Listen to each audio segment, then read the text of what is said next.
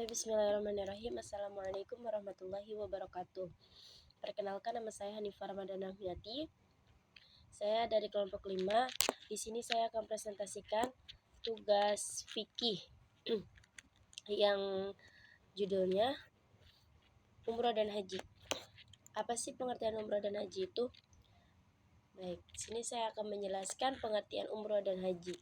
Umroh dan haji adalah acara ibadah Islam di mana jamaah mengunjungi Ka'bah di Masjidil Haram, yaitu Mekah, dan melakukan serangkaian ritual untuk menunjukkan kesetiaan kepada Allah Subhanahu wa taala.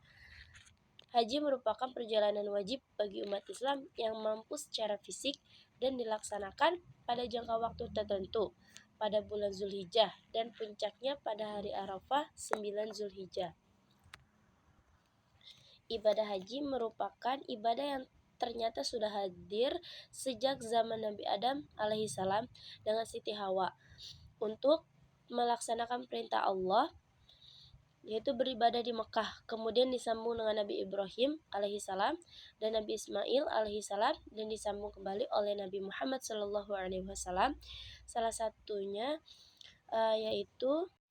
Salah satu tujuan haji dan umroh adalah membutuhkan rasa cinta Allah Subhanahu wa taala dan mengorbankan waktu, tenaga, mental, dan biaya untuk senantiasa mencari ridho, cinta, dan kasih sayang berasal dari Allah Subhanahu wa taala. Terus, dan umroh di Indonesia sendiri adalah salah satu yang wewenang yang penyelenggaranya diatur oleh Kementerian Agama Republik Indonesia. Kementerian Agama Republik Indonesia ini wajib memberikan jaminan keamanan dan keamanan bagi para jamaah haji untuk berangkat ke tanah suci. Lalu di sini ada perbedaan umroh dan haji. Perbedaan mendasar antara umroh dan haji adalah waktu pelaksanaan, kewajiban, dan sukses ibadah. Haji merupakan ibadah wajib bagi umat Islam yang mampu secara fisik dan finansial dan hanya dapat dilaksanakan pada waktu-waktu tertentu, yaitu pada bulan Zulhijjah dengan puncaknya pada tanggal 9 Zulhijjah di Padang Arafah. Sedangkan kalau umrah itu merupakan ibadah sunnah yang dapat dilakukan kapan saja sepanjang tahun dan tidak dibatasi waktu. Sini juga saya akan menjelaskan permasalahan kontemporer. Permasalahan kontemporer itu bagi permasalahan kontemporer haji itu adanya antrian dan kota jamaah. Terus itu apa yang masuk antrian dan kota jamaah? Yaitu keterbatasan jumlah kota haji dan umrah yang menyebabkan antrian panjang untuk keberangkatan. Dan yang kedua ada manajemen jamaah, kepadatan di area pelaksana ibadah yang dapat menimbulkan resiko keselamatan dan kenyamanan jamaah, seperti tersesat, kecelakaan, atau masalah kesehatan. Yang ketiga ada kesehatan jamaah. Kondisi fisik yang berbeda-beda dan faktor cuaca ekstrim dapat memicu masalah kesehatan dan penyakit menular di antara jamaah. Ada juga permasalahan kontemporer umroh, yaitu banyak biro perjalanan menjadikan umroh sebagai bisnis besar, kadang mengabaikan aspek ibadah. Terus juga ada juga dampaknya globalisasi dan media sosial,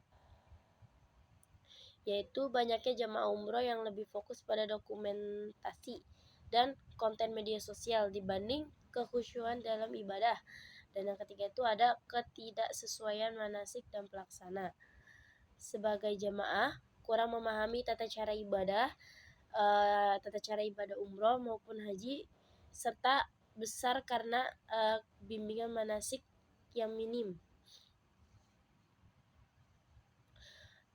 Masalah umroh kontemporer tidak hanya terkait aspek ibadah, tetapi juga mencakup dimensi sosial, ekonomi, dan teknologi.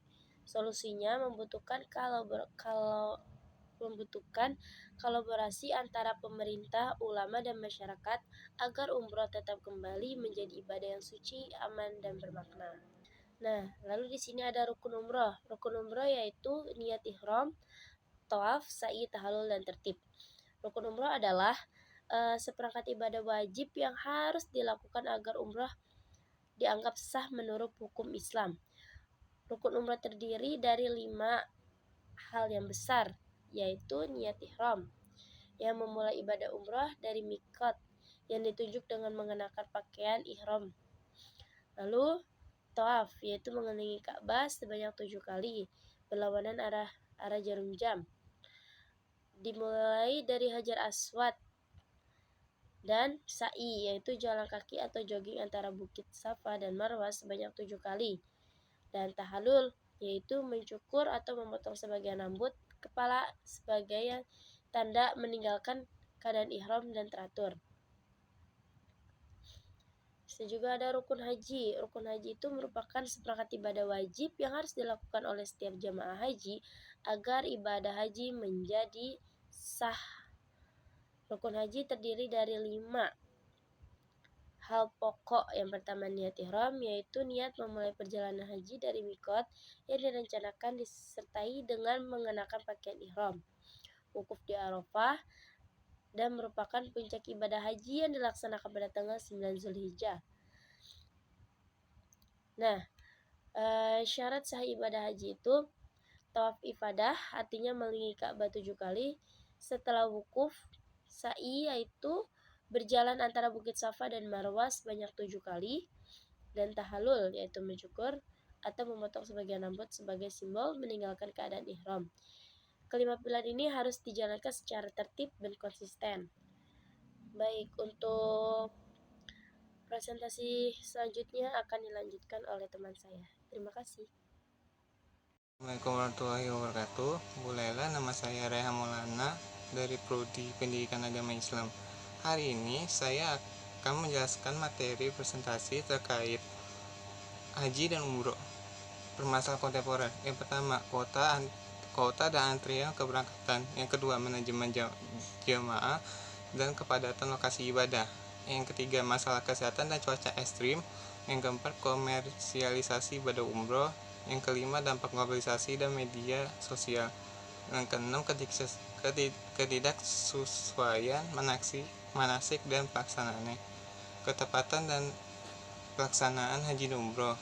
Rukun haji yaitu ihram, wukuf, tawaf ifadah, sa'i. Wajib haji yaitu bermalam Musdalifah, Mina, melontarkan jumroh, dan tahalul. Sunan haji, yang pertama itu tawaf, kuduk, sholat di Masjidil Haram, dan minum air zam-zam. Syarat syah ihram, niat, mikot, dan berpakaian ihram. Perbedaan menurut mazhab. Yang pertama itu ada tawaf. Menurut mazhab Syafi'i harus berurutan, dan mazhab Hanafi itu boleh terputus asal ulang. Yang kedua itu sa'i. Sa'i menurut mazhab Syafi'i setelah tawaf boleh dari sa'a. Kalau mazhab Hanafi bisa sebelum atau sesudah tawaf. Yang ketiga, lontar jumroh. Menurut mazhab Syafi'i itu berurutan wajib. Kalau mazhab Hanafi urutan boleh berbeda. Di sini ada dalil Al-Qur'annya dalam surah Al-Baqarah ayat 156 yang artinya sesungguhnya Safa dan Marwah sebahagian dari syiar Allah, maka barang siapa yang beribadah haji ke Baitullah dan berumrah maka tidak dosa baginya mengerjakan sa'i antara keduanya. Dan barang siapa yang mengerjakan suatu kebajikan dan kelerahan hati, maka sesungguhnya Allah Maha mensyukuri kebaikan lagi Maha mengetahuinya. Kesimpulannya itu, haji umroh memiliki perbedaan hukum dan waktu. Memiliki keduanya ibadah mulia. Yang pertama itu penting memahami rukun, wajib, dan sunnah ibadah sah dan khusyuk. Yang kedua itu permasalahan modern menuntut kesiapan fisik dan spiritual. Dengan bimbingan manasik, semoga tercapai haji mabrur dan umroh makbulah. Sekian dari saya, terima kasih. Wassalamualaikum warahmatullahi wabarakatuh.